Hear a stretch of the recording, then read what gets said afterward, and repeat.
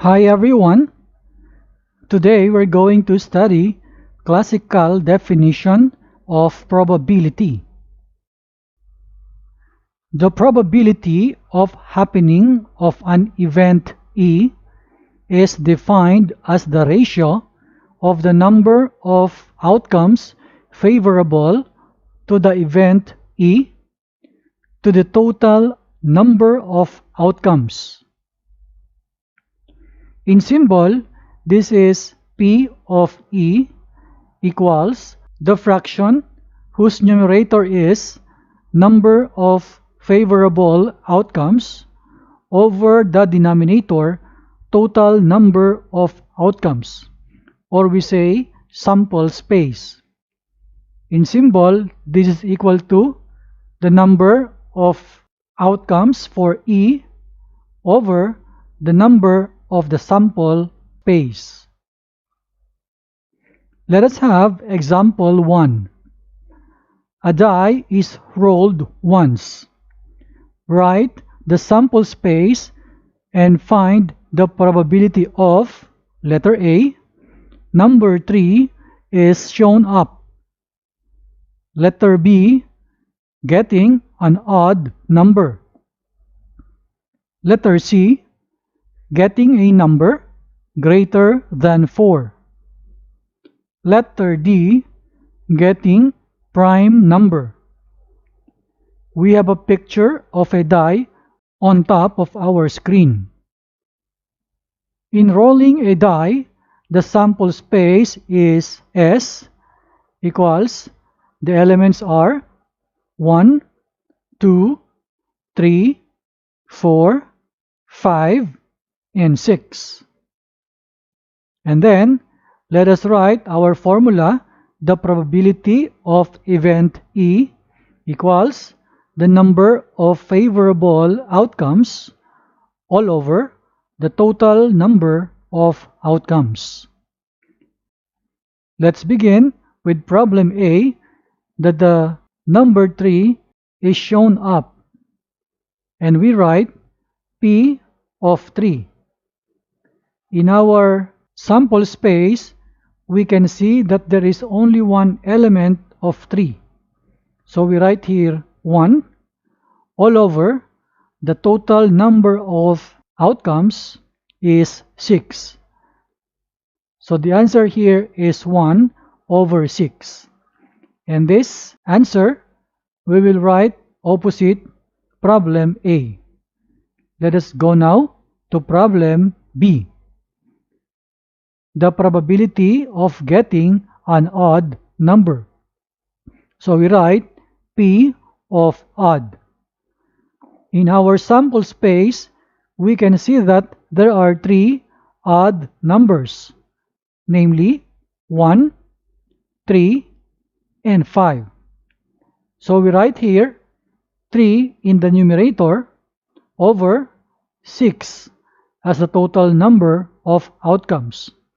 And this 3 over 6 can be simplified into 1/2. So our answer for the probability of getting an odd number is 1/2. Let us copy this answer opposite letter B. Then let us proceed to letter C. The probability of getting a number greater than 4. So we write here P of greater than 4. In our sample space, there are 2 numbers that are greater than 4, namely 5 and 6. So we write here 2 over 6. And then to simplify, this is equal now to 1 over 3. And this answer we will write opposite letter C. There we go. Then let us proceed with problem D. The probability of getting prime number. So we write P of prime. In our sample space, there are 3 prime numbers, namely 2, 3, and 5. Remember, prime numbers are numbers greater than 1 whose factors are 1 and itself. In our solution, we write 3 in the numerator over 6. And when we simplify, this is equal to 1 over 2. Let us copy this answer opposite letter D. There we go. So we are done with our example 1.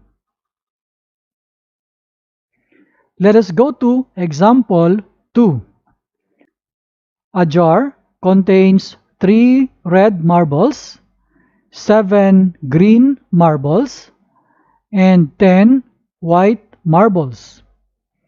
If a marble is drawn from the jar at random, what is the probability that this marble is letter A, white, letter B, red, letter C, blue? Step 1, let us compute for the sample space. So we add 3 for the red marbles plus 7 for the green marbles plus 10 for the white marbles. And this is equal to 20. And then let us write our formula, and it is now written here. Let us begin with our first problem to get the probability of white. And this is equal to, in the numerator, we write 10 because there are 10 white marbles over the total number of outcomes, which is 20. So this is 10 over 20. And the simplest form is 1 over 2. This is our answer. Let us copy this opposite problem A. Let us proceed with problem B.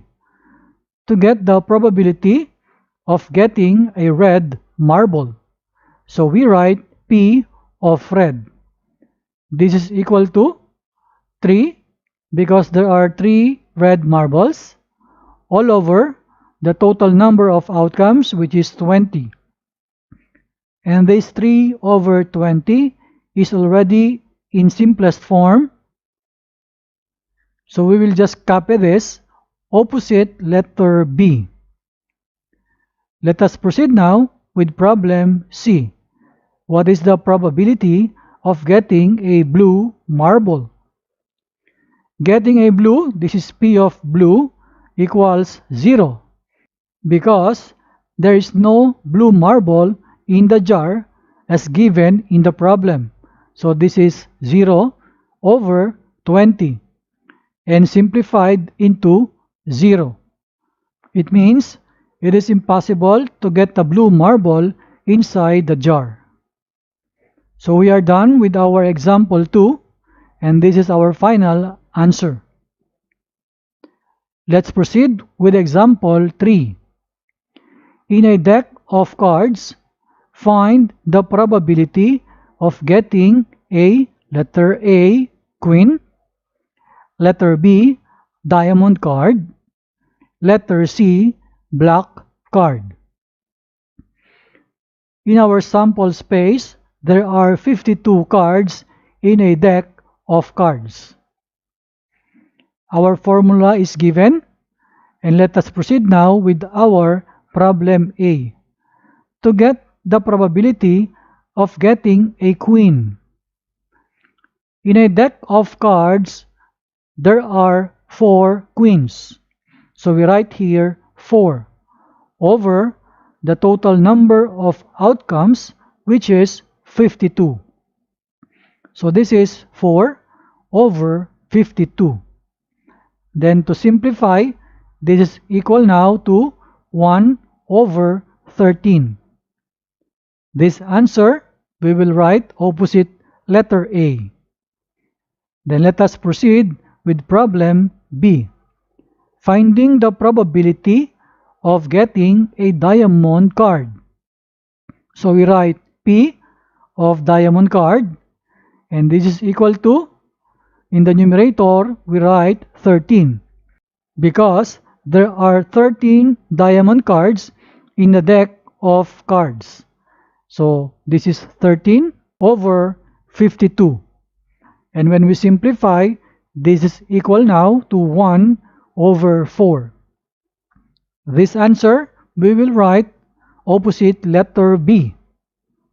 And then let us now proceed with letter C. Finding the probability of getting a black card. So we write P of black card. This is equal to 26. When we say black card, it means the group of clubs and the group of spades combined. So that is 13 plus 13. So in the numerator, we write 26 all over the total number of outcomes, which is 52. And then let us simplify this, reduce to lowest term, and this is equal to 1 over 2. And this answer, we will copy opposite letter C. We are done with our example 3, and this is our final answer.